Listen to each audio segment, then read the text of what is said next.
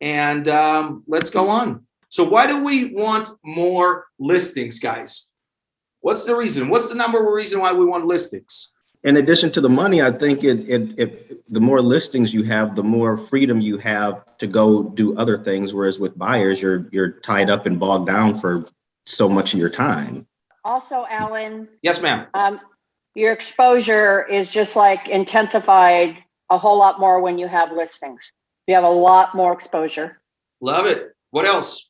You have a better certainty of actually closing, whereas with buyers, especially in this market, I mean, you could put offers in on 60 houses and not be able to close on anything. But if you get one good listing, you know, you could be seeing a paycheck in 30, 45 days.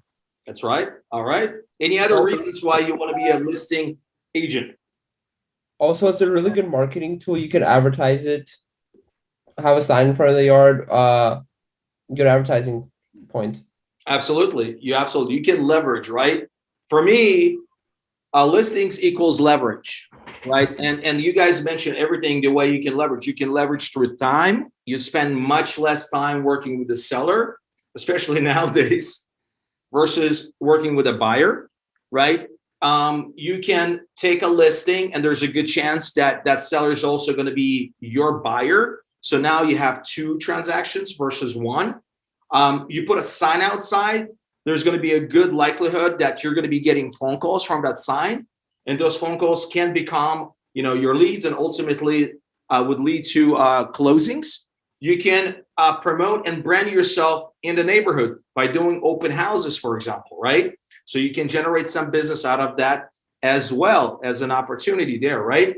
And ultimately, if you think about it, right, you can generate, and I had these instances before, from one listing, you can generate 6, 7, 8, 9, 10, 11, 12 transaction from one single listing.